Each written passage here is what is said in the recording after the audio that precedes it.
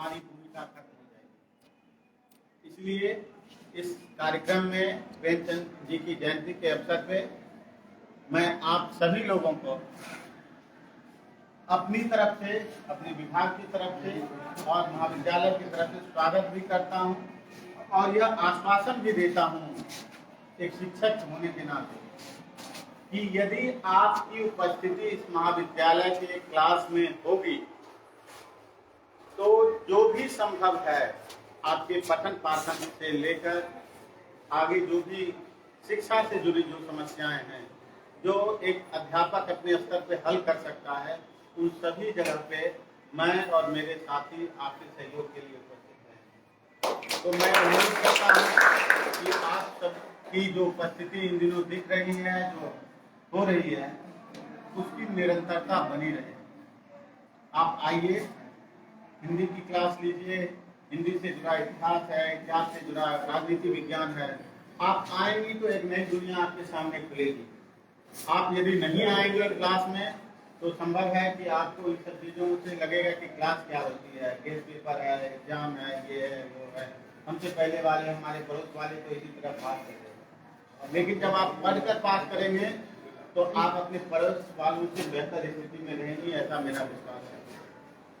आज हम सब लोग इसलिए जुटे हैं कि हिंदी के महान कथाकार सिर्फ हिंदी के नहीं अपितु विश्व साहित्य में एक अपना महत्वपूर्ण स्थान रखने वाले प्रेमचंद की जयंती आज है 31 जुलाई, और आप सब लोग, मुझे लगता है कि इनके नाम से आप परिचित होंगे।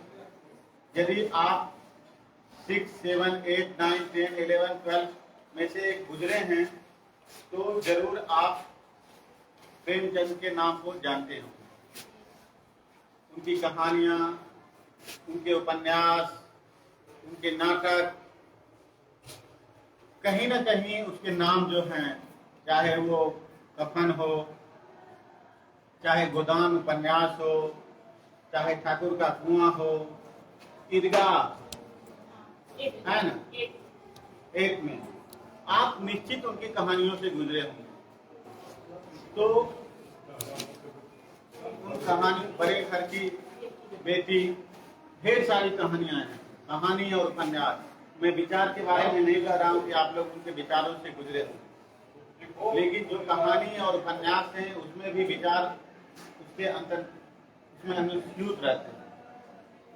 तो आप सब लोग पढ़ते हुए प्रेमचंद को यह भी जानते होंगे कि जो सामान्य मनुष्य है, जो हमारे आसपास का मनुष्य है, जो सोसाइटी है हमारी, जो समाज है, उसी के जीवन को वो अपनी कहानियों और उपन्यासों का विषय बनाते हैं और उसी को रचते हैं। कहीं कोई एक दूसरी दुनिया नहीं है। जो आसपास की दुनिया थी प्रेमचंद के आसपास की, उस दुनिया को देखते हुए वो जैसा महसूस कर रहे थे और एक बेहतर दुनिया कैसी हो सकती है, उसका जो है अपनी कहानियों और अपने उपन्यासों में उसका चित्रण करते हैं। तो इसी विषय पे आज हमारे बीच डॉक्टर अभिषेक कुंदन जो है अपना महत्वपूर्ण व्याख्यान देंगे। अपने व्याख्यान को दें उससे पूर्व जो है मैं अपने विभाग की तरफ से डॉक्टर अरमान आनंद से निवेदन करता हूँ कि वो हमारे मुख्य अतिथि को ये कुछ पौधा जो है, ये पौधा का गमला देकर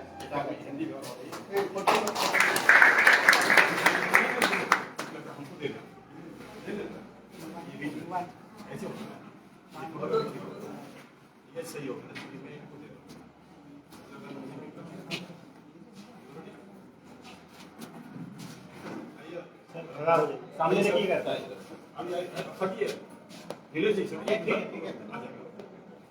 हो गया।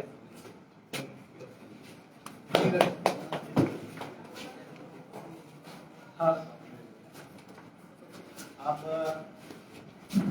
अपनों का स्वागत और जिसके संरक्षण में आप रह रहे हैं उसका स्वागत आप नहीं करेंगे तो वह भी ठीक नहीं माना जाएगा। तो मैं अपने विभाग की तरफ से अपने महाविद्यालय के संरक्षक और हमारे महाविद्यालय के प्राचार्य जो हैं उनका जो है मैं इस दिया जाए सहयोग दोगे ना पढ़ाई में लिखाई में बहुत बहुत धन्यवाद।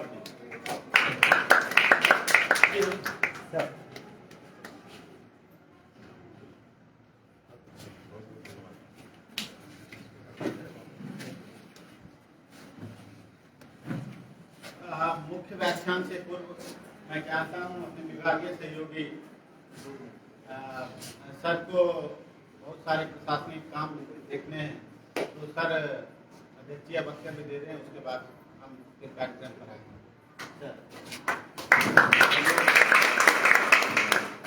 आप सभी छात्र छात्राओं को हिंदी विभाग की ओर से तथा महाविद्यालय के प्रशासनिक अधिकारी होने के नाते मेरे तरफ से तुमको बहुत ढेर सारी शुभकामनाएं। मैं देख रहा हूँ एक सप्ताह के लगभग अंदर 2 कार्यक्रम को मैं देखने को मिला इस महाविद्यालय में, वो हिंदी विभाग की ओर से। पहले मैं देखा लगभग 150 लड़के की संख्या में देख रहा हूँ, अब मैं देख रहा हूँ लगभग 80 की संख्या में देख रहा हूँ। लग रहा है कि आपको लैब पकड़ रहा है। हिंदी विभाग इतना सरल विभाग में रहा है कि वो इसके द्वारा आपसे जुड़े हैं, एंड्रॉयड फोन होने के नाते आपको जोड़े हैं और आप उसे जुड़े हैं।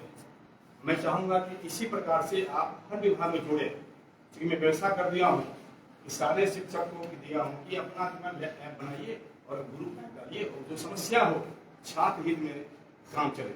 अब क्या हो गया कि आज के ज़माना में आप देखते हैं 4 वर्षीय डिग्री कोर्स में हाँ कि नहीं चलेगा, केस पेपर लेके आते हैं उतारने के वो नहीं चलेगा, वहां तक चलेगा इसलिए कि रूम चलेगा। लेकिन इंटरनेट एग्जामिनेशन देने के लिए रूबरू होना होगा तुमको।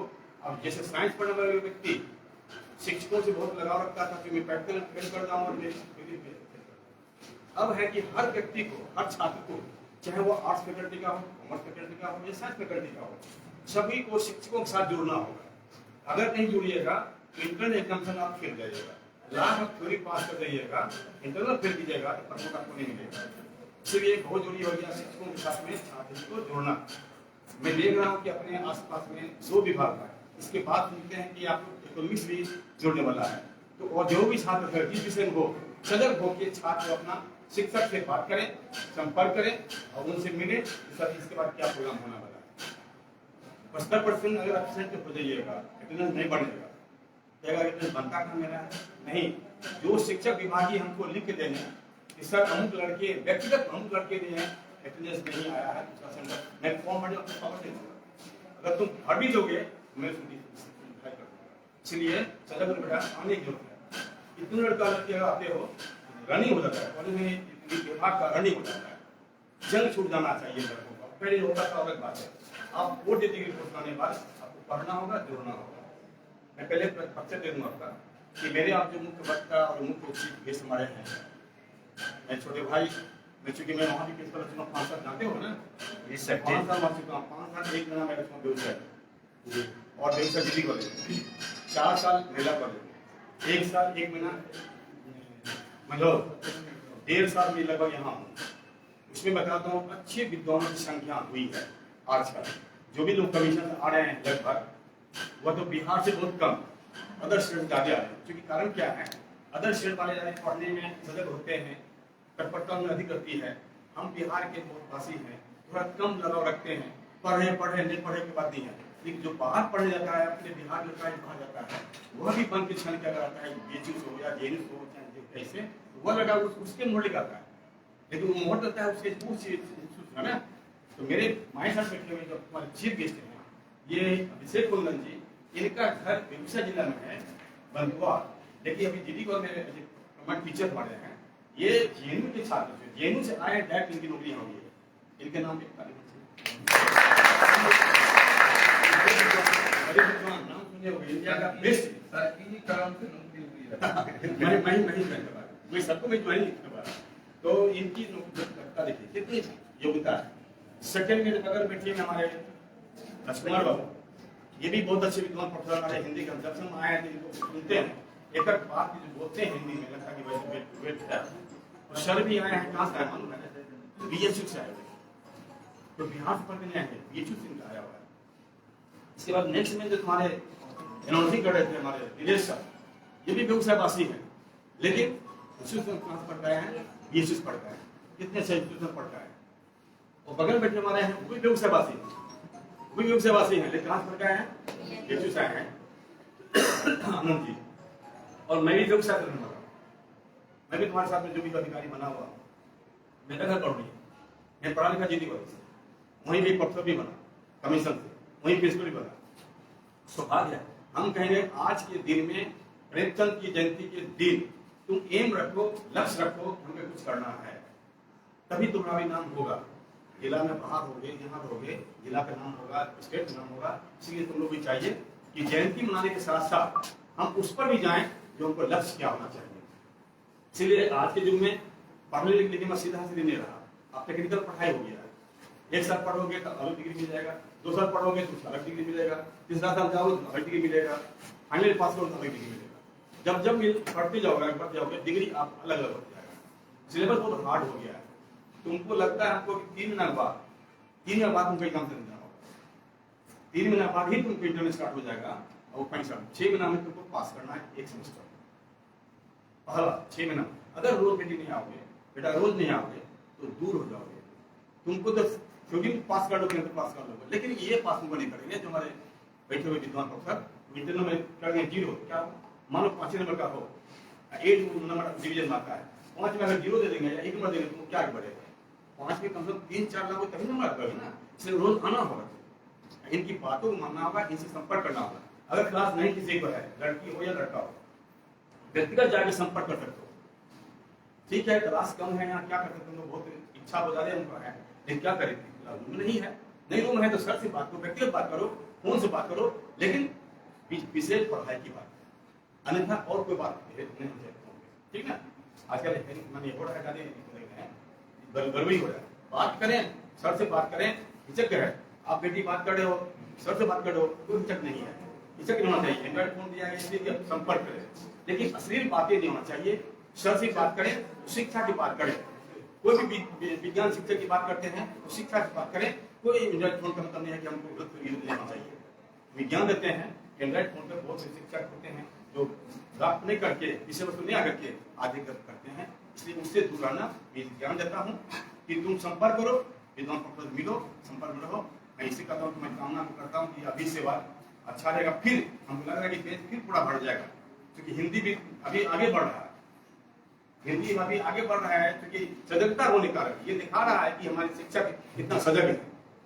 ये प्रमाण पत्र मेरा, मुझे तो देना है, मैं तो दे दिया कि मैंने देखा 10 दिनों में कि ये आगे बढ़ रहा है हिंदी विद्वान। इसलिए बेटी तुम भी अगर संपर्क में कोई टीचर हो तो उनसे संपर्क करो, ऐसे क्लास तुम भी करवाओ। मैं धन्यवाद देता हूँ कि तुम ऐसे और विषय में भी आओ, ठीक ना। बहुत बहुत धन्यवाद सभी को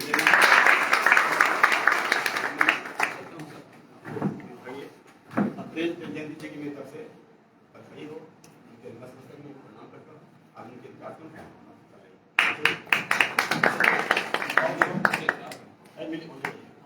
बहुत बहुत धन्यवाद सर। सर की उपस्थिति हमारे लिए संबल का काम करती है। अब आज जिस उद्देश्य से हम लोग यहाँ आए हैं, प्रेमचंद जी की जयंती के अवसर पर यहाँ उपस्थित हुए हैं, तो अभी आगे हम लोग प्रेमचंद के विचार से अवगत होंगे, उनकी रचनाओं के माध्यम से, और हमारे जो वक्ता हैं वो किस रूप में प्रेमचंद को देखते हैं, वो अपने विचारों को आपसे साझा करेंगे। तो इसके लिए मैं सबसे पहले अपने विभागीय सहयोगी डॉक्टर राजकुमार सिंह से निवेदन करता हूँ कि वो अपना वक्तव्य प्रेमचंद को वो किस रूप में देखते हैं संक्षिप्त रूप में दें। आदरणीय राजकुमार जी।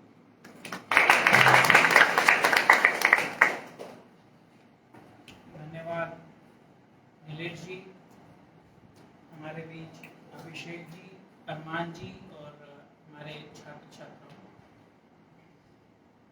वैसे तो मैंने अभी कुछ देर पहले जब शुरुआत में मैं बैठा था क्लास में, तो एक छोटी सी बात प्रेमचंद पे करी थी। तो भूमिका के रूप में मैंने आप लोगों को बता दिया था कि प्रेमचंद एक ऐसे साहित्यकार हैं जिन्होंने समाज के लगभग हर पहलू को छुआ है। चाहे वो किसान हो, नारी की दशा हो, मजदूर हो, यहां तक कि राजनीतिक रूप से जो ऊपर या बीच के या निचले स्तर के जो लोग हैं उनको भी। उस समय की स्थिति ऐसी थी कि हमारा भारत परतंत्र था,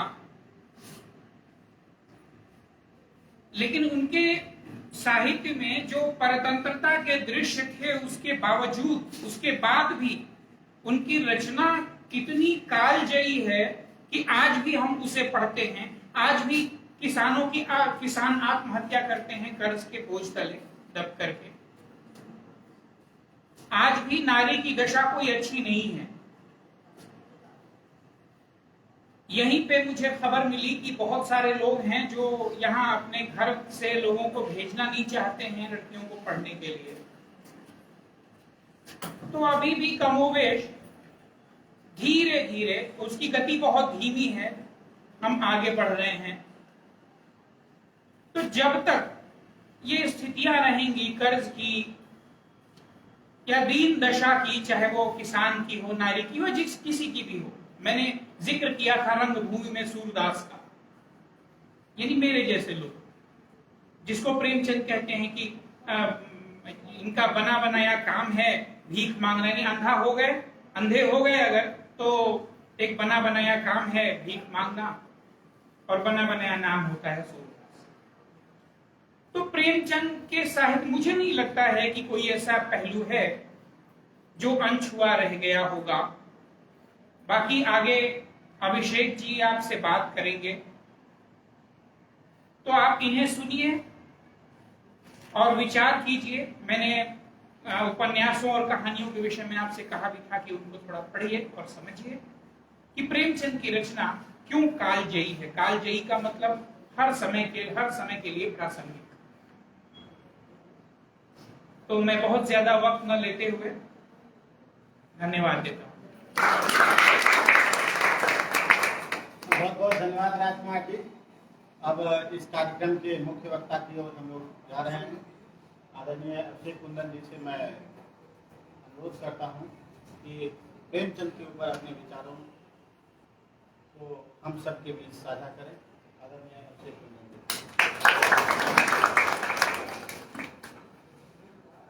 SPSS कॉलेज के विभागाध्यक्ष नीलेश जी, सहायक प्राध्यापक राजकुमार जी और हमारे उत्सव धर्मी मित्र हरमान आनंद। एक बड़ा सुखद संयोग है कि ये तीनों त्रयी एक ही विश्वविद्यालय से पढ़कर आए। मैं ही लग रहा हूँ कि थोड़ा सा विभेद जो है पैदा कर रहा हूँ इन तीनों के बीच। नहीं, विभेद की बात नहीं। बहरहाल कल जनवादी लेखक संघ का एक कार्यक्रम था, मुझे वक्ता के रूप में बुलाया गया था। कल का जो मेरा वक्तव्य था वह पूरी तरह से जो है वैचारिक उत्तेजना से भरा हुआ था। उसका विषय था सांप्रदायिकता के प्रश्न और प्रेमचंद। मैं चाहता हूं कि प्रेमचंद को आज वैचारिक उत्तेजना से खींचकर संवेदना की ओर लाता हूं, क्योंकि बहुत हद तक आप लोग उस वैचारिक उत्तेजना को नहीं समझ पाएंगे। हो सकता है बहुत ऐसे विद्यार्थी हों जिनके लिए प्रेमचंद हर किसी दृष्टिकोण से अछूते होंगे। प्रेमचंद एक ऐसे कथाकार हैं, एक ऐसे रचनाकार हैं जिनकी व्याप्ति समाज के हर एक आयु वर्ग तक है, हर एक वर्ग तक है। बचपन में ही आपकी जब शुरुआत होती है तो आपने जरूर इतना तो जरूर पढ़ा होगा कि झूरी के पास दो बैल थे, हीरा और मोती। बड़ी अद्भुत कहानियां। ईदगाह का हामिद आपको गहरे अंतर तक जो है वो संवेदना के स्तर पर आपको लेकर जाता है। वैचारिकता जो भी हो, 1936 में उन्होंने जो है वो मेयार को बदलने की कोशिश जरूर की हो प्रेमचंद। उन्होंने मेयार को बदला भी, क्योंकि हम मिट्टी के हाथी घोड़े से ज्यादा खूबसूरत वो चिमटा लगने लगा। उपयोगितावादी दृष्टि आने लगी थी साहित्य के अंदर, वो आपको दिखने लगा था। लेकिन प्रेमचंद वहां भी संवेदना के स्तर तक उतरते हैं। वहां वैचारिक उत्तेजना दिखाई नहीं देगी आपको उनके किसी भी रचना में। अभी सर कह रहे थे कि कोई भी ऐसा पक्ष नहीं है जो उनकी रचनाओं से छूटा हो। उन्हीं की उस संवेदना पर आज वैचारिकी का वो महल खड़ा है, जिस पर आज तमाम तरह के विमर्श करें। जिस विमर्श के अंदर आज प्रेमचंद भी घसीटे जा रहे हैं। आप सब जानते होंगे डॉक्टर धर्मवीर को, यहाँ विद्वान शिक्षक है, सब जानते हैं डॉक्टर धर्मवीर के उस पुत्र। उनकी एक बड़ी चर्चित किताब है सामंत का मुंशी, और कफन कहानी के साथ किस तरह का पोस्टमार्टम किया गया हिंदी साहित्य में, वो आप सब जानते हैं। मेरा कहना है कि वैचारिकी की उत्तेजना उस स्तर तक न चली जाए जो पूरी संवेदना को ही खत्म कर दे, जो साहित्य की नींव। प्रेमचंद इसको आले दर्जे के जो है लेखक हैं जिन्होंने इस संवेदना को पकड़ने का काम किया। आप सांप्रदायिकता के उस पुट को समझिए। 1916 में वो कहानी 12 में या 16 में सरस्वती में छपती है, 16 में पंच परमेश्वर, 16 में जुम्मन शेख और अलगू चौधरी दोनों दो धर्म के मित्र, ठीक है। भारत में संप्रदायवाद की नींव चल रही थी। वो 1906 से मुस्लिम लीग और 1905 के बंगाल विभाजन से दिखनी शुरू हो जाएगी और 13 में हिंदू महासभा बन चुका, उस पर नहीं जाना विस्तार। उस चीजों को वो समझ रहे थे, लेकिन अपने हिंदी साहित्य के कहानियों या उपन्यासों में भले कर्मभूमि में सकीना, वो क्या है, सकीना है या पठानिन है या अमरकांत का मित्र सलीम है, आपको संवेदना के स्तर पर वो पात्र दिखाई देंगे।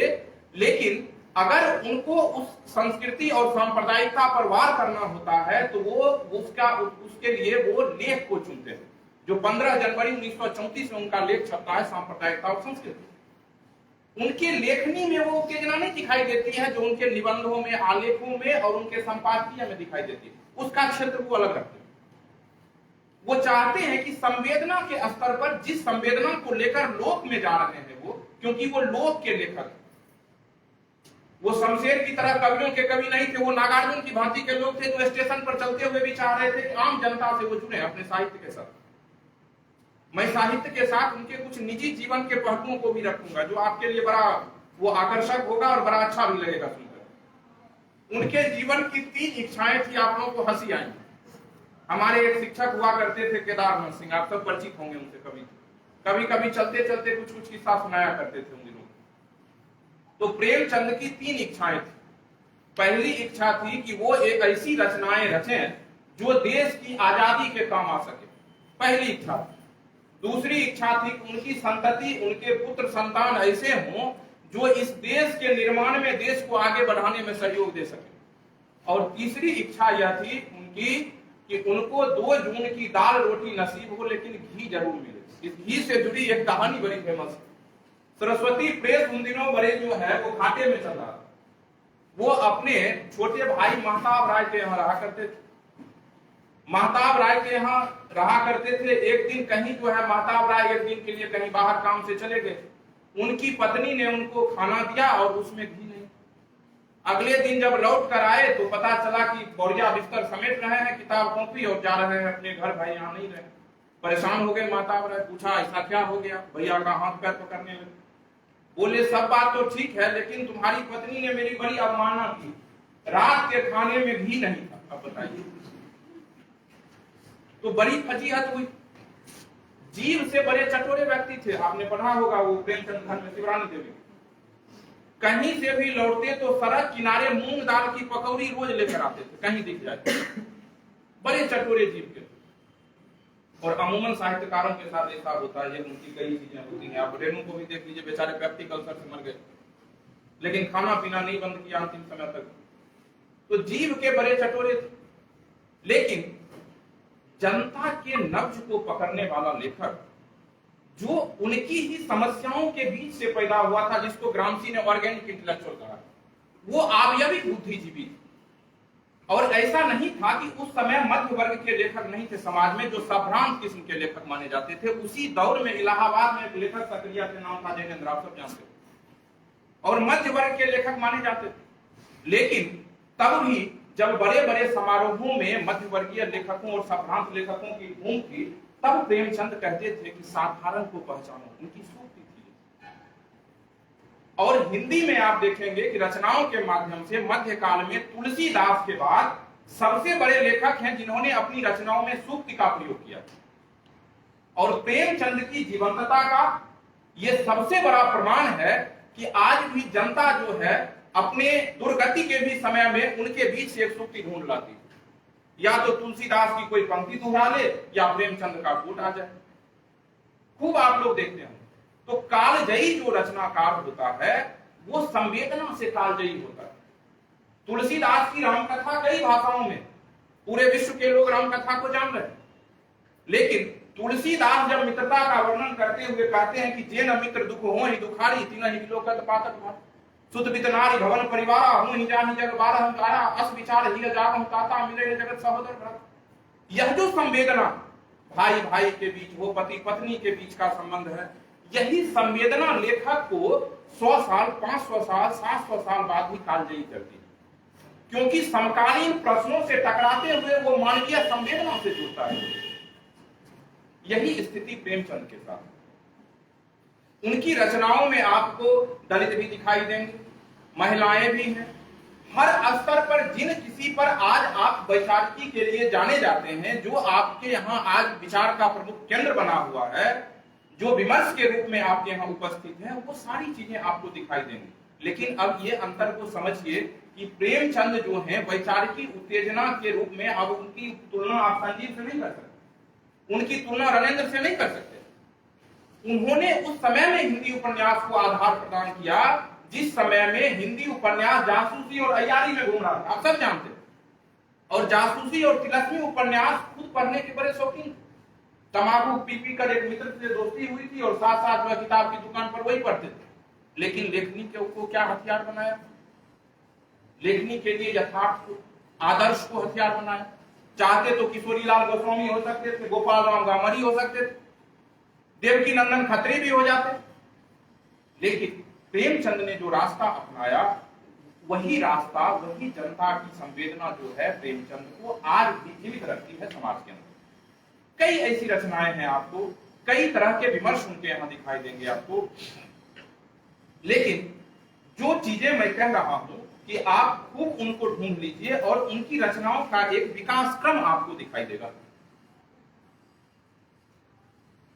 सर कुछ कहानियों की चर्चा कर रहे थे। अब पंच परमेश्वर है, रानी सारंगा है, बड़े घर की बेटी है, ये सब आरंभिक दौर की कहानियां।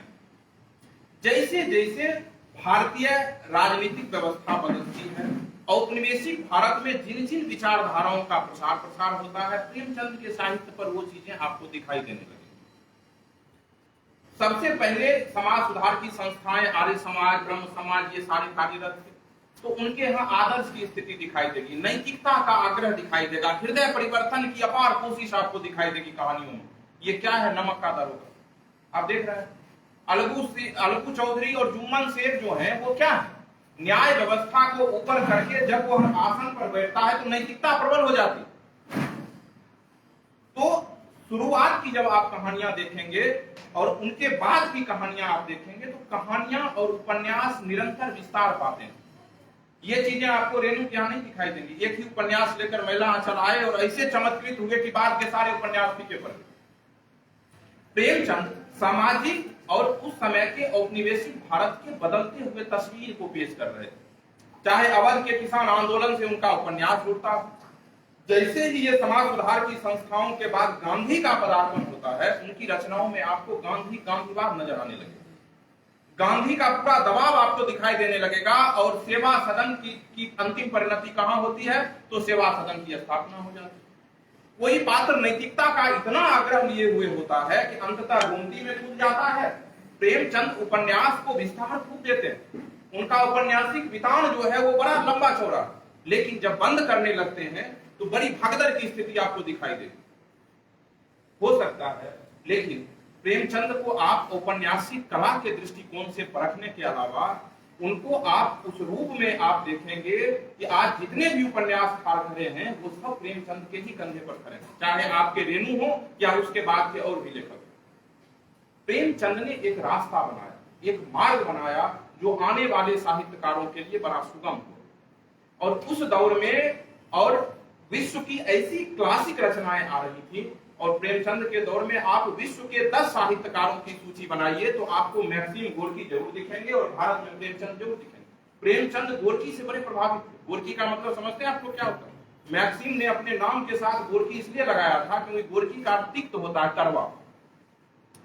पूरे जीवन से जितनी कड़वाहट उनको मिली थी प्रेमचंद से, कोई अच्छा जीवन गोरकी का नहीं था। बड़े अभाव में जिया गोरकी ने अपना जीवन, और इसलिए उनकी रचनाओं में वो संवेदना उभर कर आई, क्योंकि अभाव से जो सृजनशीलता पैदा होती है वो आपको प्रेमचंद की रचनाओं के नजदीक ले जाती है। आम जनता जो है इसलिए प्रेमचंद से अपने आप को नजदीक पाती है। लिख रहे थे मिखाइल सोलोखोव, लिख रहे थे, तमाम तरह के रचनाकार रशिया में जो है वो लिख रहे थे, लेकिन प्रेमचंद के साथ समस्या थी कि प्रेमचंद भारत में तो चर्चित हो ही रहे थे, लेकिन भारत से बाहर उनको व्याप्ति इसलिए नहीं मिली क्योंकि औपनिवेशिक शासन था।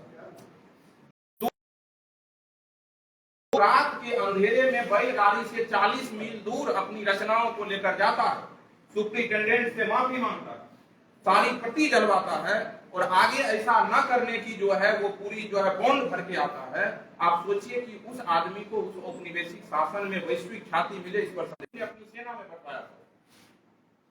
और पहली कहानी 1927 में साउथ थी, जिसको वारानिकोव ने इसका अनुवाद किया था रशिया में, और प्रेमचंद भारत से रशिया पहुंचे थे। इस बीच में लेनिन की कई यात्राएं हुई थी और वो उसके तमाम किस्से।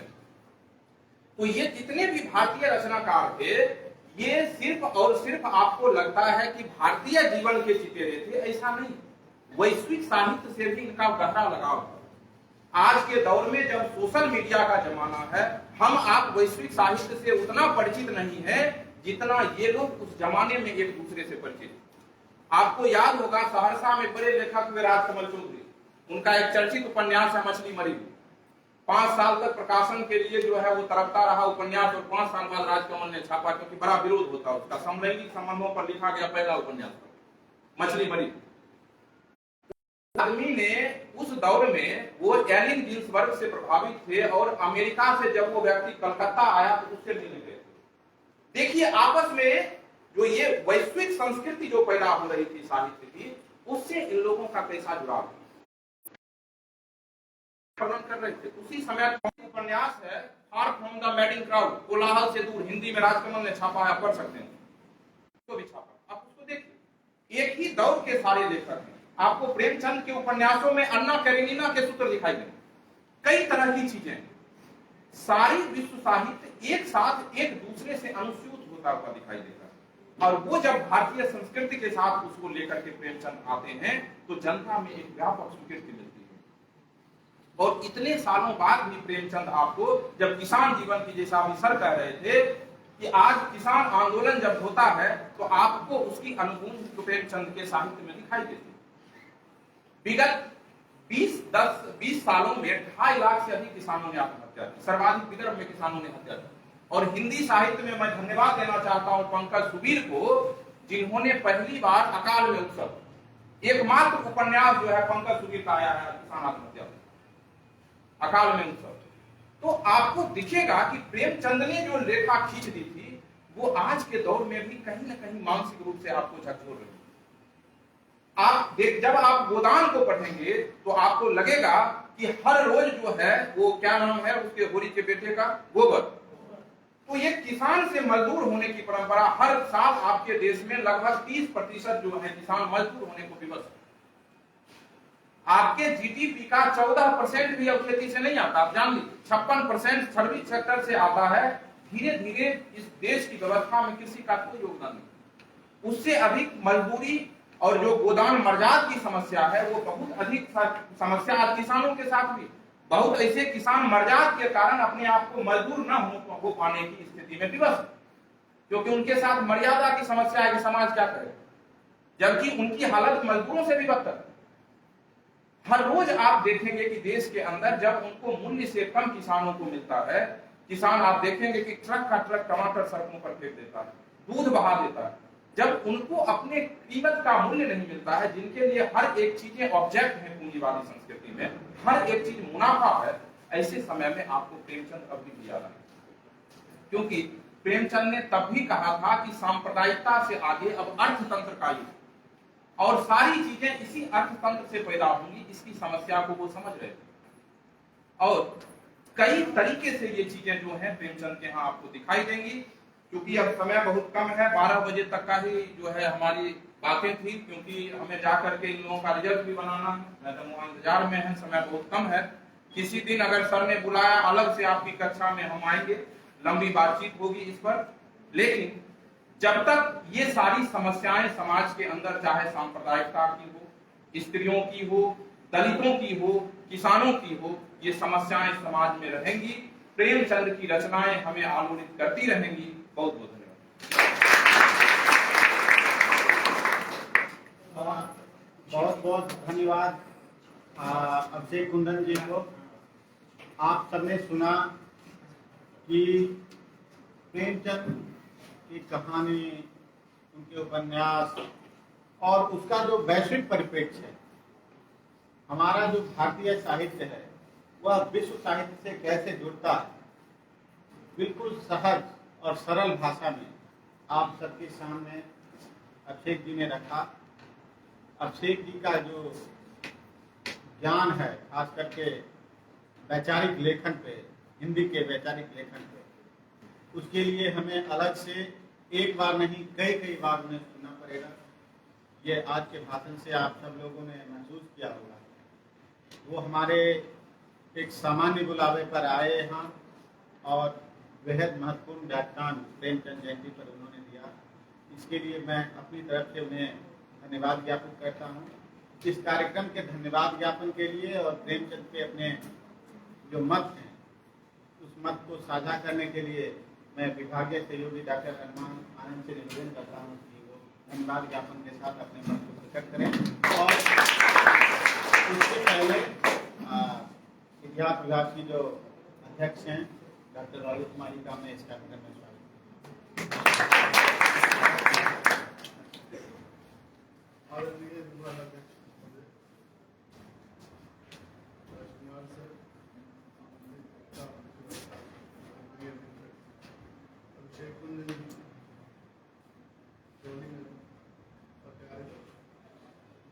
व्याख्यान तो बेहद महत्वपूर्ण रहा और जैसे कि उम्मीद थी मुझे, इससे कहीं बेहतर व्याख्यान रहा।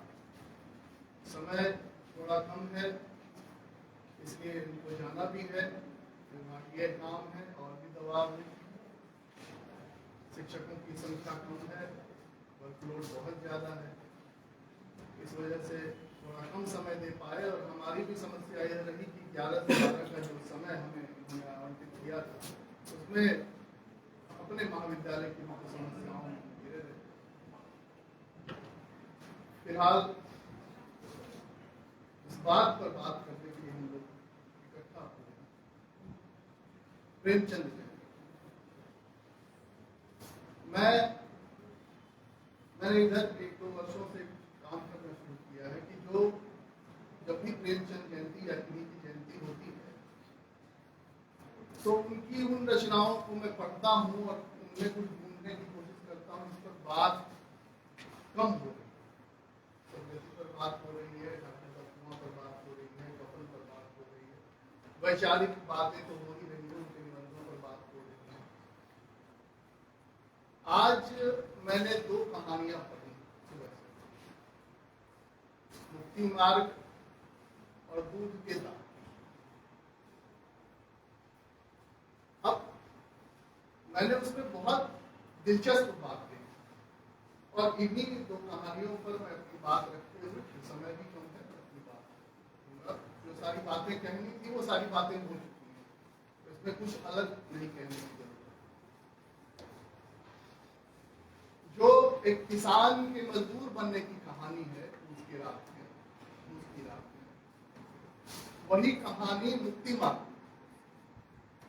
लेकिन उसमें कुछ दिलचस्प बात जो हम आप जो भी यहाँ बैठे हैं लगभग ग्रामीण परिदृश्य से आते हैं। मुक्ति मार्ग की कहानी में है कि एक किसान जो गन्ने का खेत जिसके पास है और वह बहुत खुश है इस बात को लेकर के, उसकी खेती इस बार बहुत अच्छी हुई।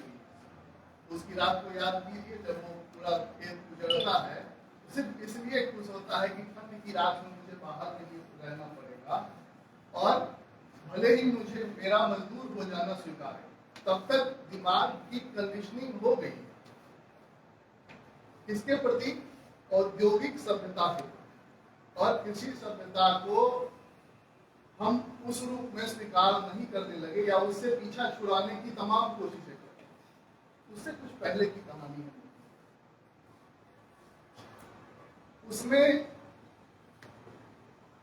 जो कैरेक्टर है बुद्धू और एक और है, अभी मुझे इसका नाम नहीं आ रहा। अब वो किसान है और बुद्धू क्या है, बुद्धू क्या करता है कि वो गरेड़िया, और गरेड़िया किसान के खेत के बीच से अपनी सारी भेड़ें और जो उसकी बकरियां हैं उसको लेकर आता है। बहुत मतलब ऐसी कहानी जो आपने घर में आसपास देखी होगी, और किस तरह से हमारे समाज की जो कहानियां हैं उसको जीवंत करते हैं प्रेमचंद, वो मैं बता रहा हूं।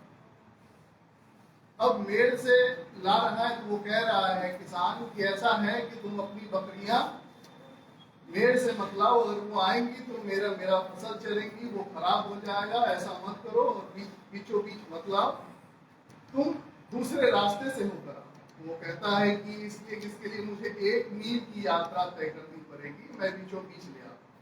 दोनों में बहस होती है और उसी रात उस खेत में आग लग जाती। आग किसने लगाई? आग लग जाती। अब लोग कहते हैं अच्छा वो आग लगती है खेत में, जब आग लगती है तो आग एक जगह ठहरती नहीं है, पूरे गांव के जितने सारे खेत हैं सबके सब जल जाते हैं। ठीक है, एक खेत से दूसरे खेत, दूसरे से तीसरे, और उसके बाद वो मन ही मन ठानता है कि अब वो गरेड़िए से बदला ले। तो गांव में बदला सामने सामने नहीं लिया जाता, दोस्ती करके लिया। बहुत छोटी सी बात है, इसको समझिए। कई बार हम बड़ी बड़ी वैचारिकी में जो आपसी संबंध है और उसकी जो बनावट है, उसका जो ताना बाना है, बड़ी महीन महीन चीजें, जो व्यवहारगत चीजें, उसको समझिए। हमारे व्यवहार कैसे निर्धारण करते हैं हमारे जीवन, हमारी प्रवृत्ति। अब वो उससे दोस्ती करना और पूछता है कि आजकल क्या कर रहे थे। दोस्ती में चूंकि उसने उसका खेत जलाया है तो बदले में उसको 1 सेर दूध और ये तमाम, उसको भी दुख है। ये कहता क्या कर रहे हो आजकल? किसान कहता मैं मजदूर हूँ। वो पूछता है तुम क्या कर रहे हो? मेरे लिए बुद्धू, उसका नाम है बुद्धू। तो बुद्धू बड़ा होशियार है, कहता है मैं 6 कमरे का घर बनवा रहा हूँ और उसके लिए लोग फ्री में मुझे सामान दे रहे हैं क्योंकि सबसे मेरी दोस्ती है, ये है वो है, और बहुत होशियार अपने आप को समझता है। और इन प्रकार ज्यादा विस्तार में नहीं बताऊंगा। दोस्ती करके उसके पास ही अपनी छोटी सी बछिया छोड़ जाता है। कहता है एक किसान की अब देखो तुम भेड़े को चराते ही हो, साथ में मेरी बछिया चरा लेना। मैं तो यार क्या हो गया, मजबूर हो गया, मेरे पास फुर्सत नहीं। और उस बछिए को बांध दिया जाता, ठीक है, उसके दरवाजे पर, और उस रात वो बछिया मर जाती। गोदान में जो गायदान की समस्या है, एक होता है अगर आपके दरवाजे पर बछिया मर जाए तो उसका पाप है। हमारे कर्मकांड है उसमें ये भी उस पर भी प्रेमचंद। अब वो बछिया मर जाती है, वो बार बार कहता है मैंने तो बछिया बांधी नहीं। उसमें दिलचस्प ये है कि बछिया अगर बंधी ना हो, आपके दरवाजे पे कोई बंधा ना हो तो पाप नहीं लगता। तो बार बार पूछता है मैंने तो बांधा नहीं। तो एक और लड़का जो रहता है, आदमी रहता है, वो कहता है कि मैंने उसको बांधते हुए देखा। वो खुद कंफ्यूज है कि कब मैंने बांधा। आप समझ रहे हैं कि आपके गांव के आस पड़ोस में ऐसी घटनाएं आपने देखी होगी। और कुल मिलाकर वो उस दिन सत्यनारायण भगवान की पूजा हो रही होती है और पंडित भी बैठे होते हैं, बछिया मर जाती है उधर, बछिया को कोई खिला देता है तो बाद में पता चलता है।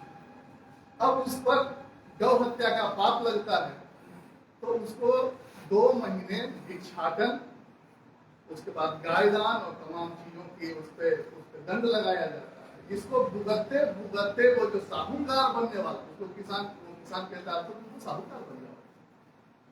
वो साहूकार जो बनने वाला था वो आदमी मजदूर बनता है और मजदूर बनकर फिर जब मुक्त होता है कि मांग करके जो भिक्षाटन की 2 महीने की व्यवस्था में उसको खत्म करता है और जाता है एक मकान बन रहा है वहाँ काम करने के लिए, तो देखता है वैसे रखता है गिट्टी या बालू उठा तो अपना तगार ऐसे रखता है, तो उस पर जो डाल रहा है वो वही किसान है। और फिर दोनों साथ बैठते हैं, एक कहता है मैंने ही तुम्हारे खेत में आग लगाई थी, और एक कहता है कि मैंने ही तुम्हारी बचिया को, मतलब अपनी ही बचिया को तुम्हारे यहाँ।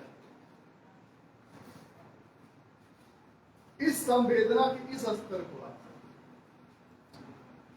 जो गांव का जो परिवेश है उसको समझ।